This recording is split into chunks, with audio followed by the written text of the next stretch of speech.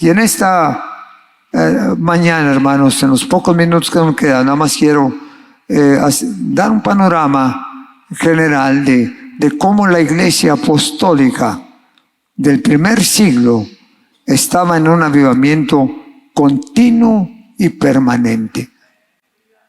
¿Por qué crecía la iglesia apostólica? ¿Por qué crecía la iglesia del primer siglo? Porque tenían ciertas virtudes y elementos importantes en ellos para que esta iglesia pudiera crecer y pudiera también, hermanos, mantenerse en un aspecto espiritual continuo. No la tenían fácil.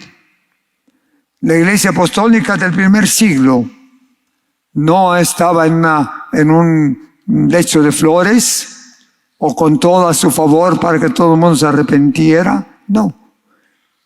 Como el tiempo presente, ellos también tenían sus enemigos. La iglesia tenía que enfrentar el judaísmo. Tenían que enfrentar también la persecución de Herodes y todas las leyes romanas que dominaban Judea, el pueblo de Israel. Tenían sus persecuciones. Es más, en el primer siglo hubo persecución atroz contra la iglesia. Así es que no era fácil mantenerse firmes y fieles, sirviendo al Señor cuando tenían mucha persecución.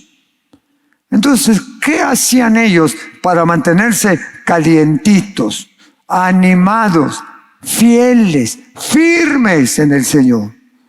¿Qué es lo que ellos hacían? Ellos no se callaron, ellos no se fueron a encerrar y ya no hablaron de Jesucristo. La iglesia apostólica del primer siglo siguió hablando, siguió proclamando el evangelio a diestra y siniestra a pesar de la persecución. Hubo varios creyentes que murieron, varios predicadores que murieron por la causa del Señor Jesucristo. Pero ¿dónde estaba su secreto para mantenerse lleno del poder de Dios, lleno del fuego del Espíritu Santo en medio de la adversidad? En el capítulo 2 del libro de los Hechos de los Apóstoles nos da allí algunos elementos importantes que les ayudaron a sostenerse fieles en el Señor. Y así sentaditos, con todo respeto, leo en capítulo 2, el verso 43 en adelante. Y dice la Escritura: y sobrevino temor a toda persona, y muchas maravillas y señales eran hechas por los apóstoles.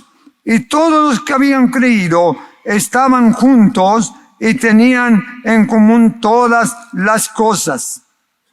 Y vendían sus propiedades y sus bienes y los repartían a todos según la necesidad de cada uno. Y perseverando unánimes cada día en el templo y partiendo el pan en las casas, comían juntos con alegría y sencillez de corazón, alabando a Dios y teniendo favor con todo el pueblo.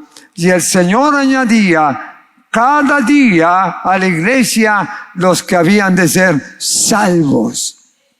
En medio de la persecución, en medio del ambiente contrario, el Señor seguía salvando almas, seguía tocando corazones, y la iglesia iba creciendo más y más.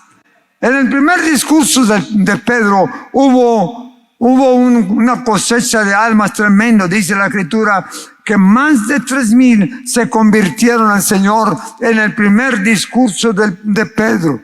Y luego en el segundo discurso, cuando estaban frente a las autoridades, hubo más de 5,000 que se convirtieron al Señor y aceptaron a Jesucristo como Salvador personal, porque ellos no dejaban de hacer lo que Dios les había ordenado. En este pasaje que acabo de leer, hay cuando menos varios elementos. En primer lugar dice que sobrevino gran temor a toda persona y muchas maravillas y señales eran hechas por los apóstoles. Muchas maravillas y señales. Una de las cosas que más identificaba a la iglesia era que ellos en su prédica eran respaldados por señales y maravillas que eran hechas como instrumento de los apóstoles para que siguieran predicando. Ellos en una fe tremenda en el Señor. Ellos habían aceptado a Jesucristo y creían que Jesucristo podía sanar, podía salvar, echar fuera demonios, hacer grandes maravillas y señales, y ellos lo hacían con toda libertad, con el respaldo de Dios y del Espíritu Santo. Así es que, hermanos, esas señales y maravillas no se detuvieron, siguieron haciendo manifestación del Espíritu, porque Dios estaba con ellos. Y si ellos en tiempo adverso y difícil tenían el respaldo de parte de Dios y los usaba de una manera poderosa, ¿cuánto más Dios no puede usar a todo creyente que está sirviendo al Señor?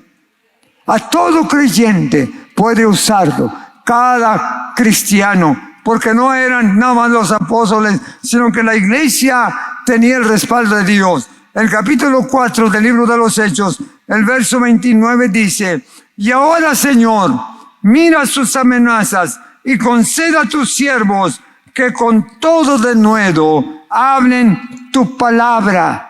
Y mientras extiendes tu mano para que se hagan sanidades y señales y prodigios mediante el nombre de tu Santo Hijo Jesucristo.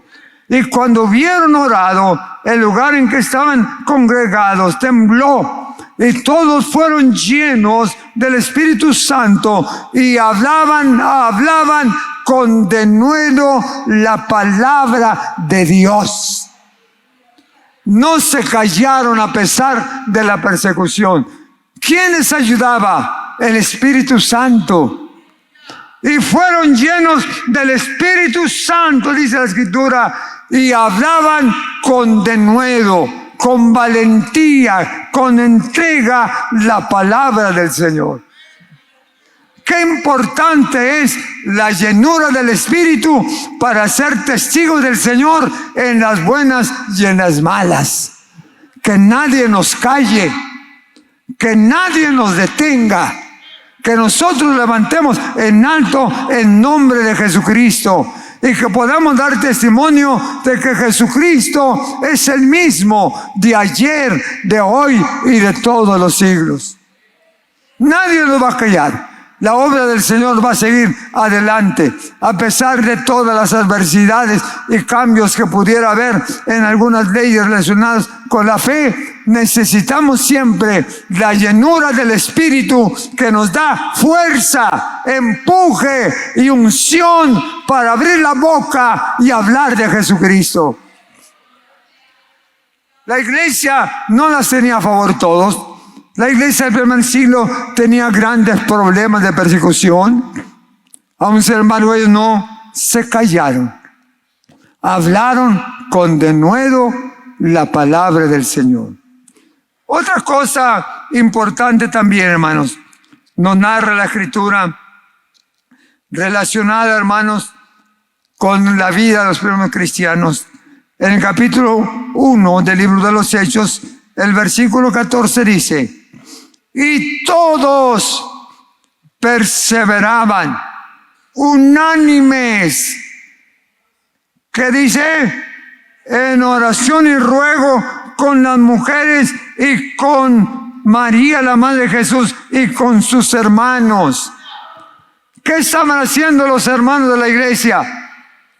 Orando. ¿Se pusieron a ayudar a llorar porque los estaban persiguiendo? ¿Se pusieron a llorar porque estaban siendo amenazados de muerte? No, se pusieron a orar. ¿Y qué pasó? Dice que estaban, ¿qué? Unánimes, orando. La oración de grupo, la oración de la iglesia, la oración unánime tiene efectos poderosos, porque cuando todos estamos juntos clamando al Todopoderoso, Dios escucha la oración de su pueblo. Estaban unánimes, perseverando en oración y ruego, y mientras que ellos estaban orando, Dios hacía maravillas y milagros en su nombre. Qué importante, hermanos, es la unidad del pueblo, la unidad de la iglesia. Dice la Escritura en el verso 44 del capítulo 2 del libro de los Hechos: y todos los que habían creído estaban, ¿qué? Juntos, y tenían en común todas las cosas. Estaban juntos. Usted sabe que en la unidad está la fuerza. Usted ha visto que hay muchas manifestaciones públicas. Hoy mismo este día creo que iba a haber una manifestación por allá en México de miles y miles de mexicanos que iban allí a levantar sus protestas. ¿Por qué hacen los grupos tantas protestas un montón juntos? Porque si usted anda solo como llanero solitario, pues ¿quién le va a hacer caso? Pero ya cuando se junta con un grupito de 20, de 10, de 20, de 30, entonces ya le levanta las antenas. Y hermano, yo no digo que al creyente Dios no lo escucha, seguro que sí lo escucha. Dios escucha al creyente en sus oraciones, y si usted clama, Dios lo va a escuchar. La Biblia dice: clama a mí en el día de la angustia y yo te glorificaré y tú me bendecirás. Dios escucha la oración de todo creyente, pero cuando toda la iglesia se une, cuando todos los creyentes nos unimos a orar con un propósito, con un deseo, en la unión está la fuerza. En la unidad está la fuerza. Si todos bombardeamos el reino de los cielos orando por avivamiento, orando por manifestaciones del Espíritu, orando también porque Dios bautice con el Espíritu Santo, y clamamos, lloramos, todos juntos, Dios en cualquier momento nos va a responder. ¿Lo cree? Es palabra del Señor. Dice la Escritura: mirad cuán bueno que y cuán delicioso es habitar los hermanos que peleados, no juntos. ¿Y qué más dice? En armonía. Eso es lo bueno. A ver, no conviene estar peleados con nadie, y que se pueda juntar con todos y saludar a todos los hermanos, aunque estén simpáticos o no simpáticos. Usted salúdelos, abrázalos a todos y diga: hermanos, yo te amo en el amor del Señor. No sé quién eres, pero yo te amo. Yo te amo, yo oro por ti. Qué bueno que podamos fomentar esta unidad. Y si usted no conoce a la persona, preséntese. Hermano, no sé tu nombre, pero yo también soy cristiano, hermano, y te saludo en el nombre del Señor. ¿Qué te parece si nos juntamos a orar para que Dios escuche nuestra oración? Amén. Estaba platicando con un pastor en estos días. Ya voy a concluir porque ya se me fue el tiempo. Estaba hablando con un pastor de por allá de Coahuila y otro por acá del sur. Sí, hermanos, los hermanos comenzaron a juntarse a orar solos. Acordaron hacer una célula de oración y se vinieron a orar después de su trabajo, después de que ya habían llegado a su casa, se juntaron a orar en la iglesia. Después de su trabajo hasta las 12 de la noche estaban orando. Oramos para que Dios hiciera algo especial en la iglesia y sanara, y también les ayudara a ganar almas para el Señor. Y dice, desde que comenzaron a orar, ellos fueron tocados. La iglesia comenzó a sentir el resultado de esa oración. Luego se les unieron también las hermanas con otras células a orar al Señor, y fue de grande bendición. A mí me da gusto que la hermana Quesada tenga una célula de oración en su casa ahí con un grupo de amas cada semana. ¿Por qué, hermanos? Porque en la unidad de la oración hay victoria. El diablo nos quiere dividir y nos quiere separar. No te juntes con esa, porque ese hermanito no me cae bien. No. Tú quieres hacer tu mundo solo y no. Tenemos que superar y limar toda aspereza. Y como hermanos en Cristo, como familia en Cristo, podamos unirnos y juntos clamemos a Dios. Yo no dudo que Dios escucha la oración individual, seguramente, sobre todo cuando tú estás cargado de problemas. Pero hay más efecto cuando oramos juntos. Juntos bombardeamos el reino de los cielos. Juntos clamamos a Dios. Y Dios responde a la oración de su pueblo. Juntos para enfrentar las adversidades. Y juntos para poder orar hasta que baje la gloria del Señor. Hasta que baje su poder. Tratemos de hacer esas células de oración, esas células donde puedan ser glorificado el nombre del Señor.